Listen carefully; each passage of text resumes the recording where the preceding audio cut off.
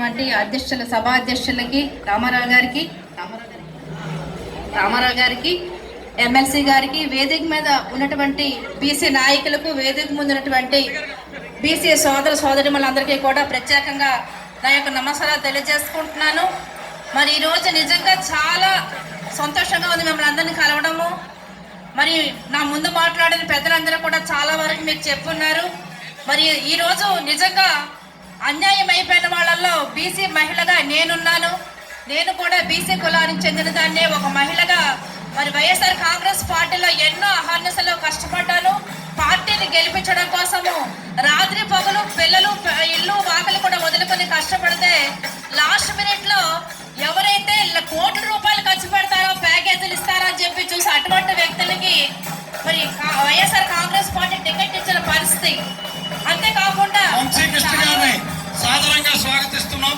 మా బీసీ ఆత్మీయ సమావేశానికి విచ్చేసిన జనసేన ఎన్డీఏ జనసేన అభ్యర్థి వంశీకృష్ణ గారిని వేదిక మీదకి ఆహ్వానిస్తున్నాం. పశ్చిమ నియోజకవర్గ సౌత్ నియోజకవర్గ జనసేన అభ్యర్థి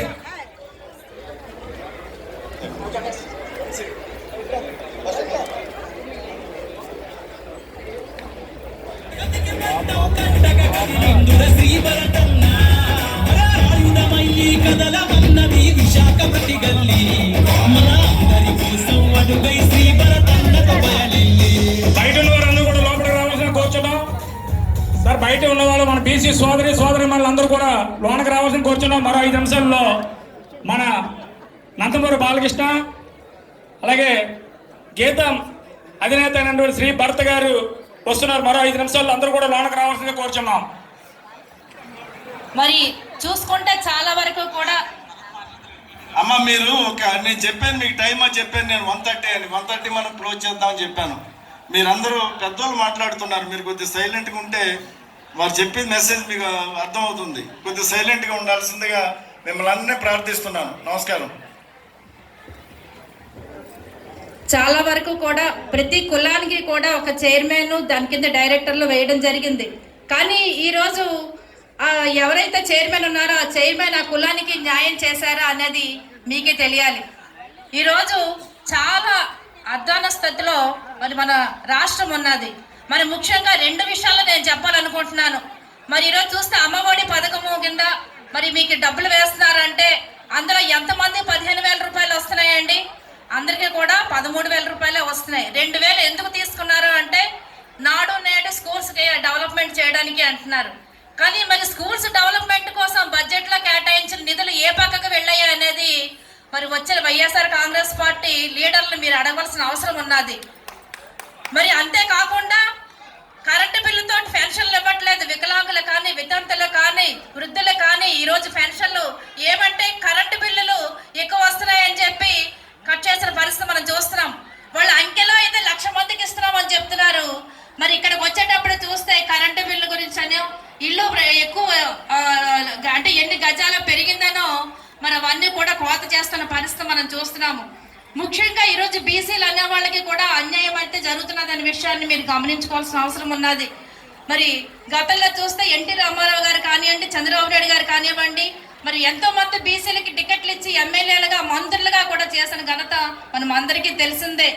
ఈరోజు ఒక బీసీ మహిళ అయిన నాకు కానివ్వండి, వంశీకృష్ణ శ్రీనివాస్ గారు కానివ్వండి, ఇలా ఎంతో మంది మరి వైఎస్ఆర్ కాంగ్రెస్ పార్టీలో అన్యాయం అయిపోయి ఈరోజు బాధపడిన పరిస్థితి మరి మీ అందరికీ కూడా తెలుసు.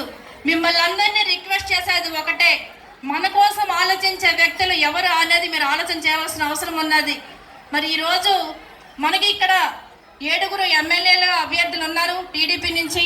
మరి అలాగే ఎంపీ భరత్ గారు ఉన్నారు. మరి వీళ్ళందరినీ కూడా మెజార్టీతో గెలిపించుకోవాలి. మరి కూటమి ద్వారా కూడా బీజేపీ నుంచి, జనసేన నుంచి, టీడీపీ నుంచి పొత్తుగా మరి ఇక్కడ ఎమ్మెల్యే అభ్యర్థులు నిలబడి ఉన్నారు. మరి వాళ్ళందరినీ కూడా మెజార్టీ ఇచ్చి గెలిపించుకున్నట్లయితే తప్పకుండా మరి మన బీసీలందరికీ కూడా న్యాయం జరుగుతుంది. ఇందులో ఎక్కువ మంది బీసీ నాయకులే ఈరోజు ఎమ్మెల్యేలుగా మన ముందున్నారు కనుక మీ అందరి చల్లని దీవెనలో, మీ ఆశీస్సులో ఉన్నట్లుగా అయితే చాలా బాగుంటుంది. మన భవిష్యత్తు బాగుంటుంది.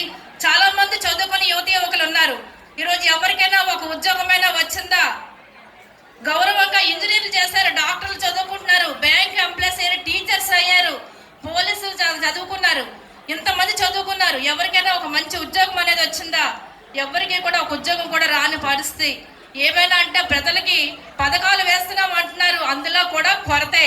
ప్రతి దాంట్లో కూడా పథకాలు ఇస్తున్నామని చెప్పుకుంటున్నారు, కానీ చేతల్లోకి వచ్చేటప్పటికి 100 మందిలో 30 మంది 40 మందికే పథకాలు వస్తున్నాయి. మిగతా పథకాలన్నీ కూడా వాళ్ళ ఇళ్ళకి వెళ్ళిపోతున్నాయి. మరి ఈ విషయాన్ని మీరు గమనించుకోవాలి. మరి ఇక్కడ చాలా మంది పెద్దలు మాట్లాడవలసి ఉన్నారు కనుక మరి వారు అందరూ కూడా మాట్లాడతారు. ప్రతి ఒక్కటి కూడా విని రేపు ఇక్కడికి వచ్చిన వాళ్ళు తక్కువ మంది ఉన్నప్పటికీ కూడా మరి రేపు మీ ఇళ్ళకి వెళ్ళిన తర్వాత మీ స్నేహితులు, బంధువులు, మీ రిలేషన్స్ అందరికీ కూడా మరి చెప్పి రేపు రాబోయే కాలంలో మరి రేపు ఎలక్షన్ దగ్గరలో ఉన్న మనకి ఎలక్షన్ ఉంది.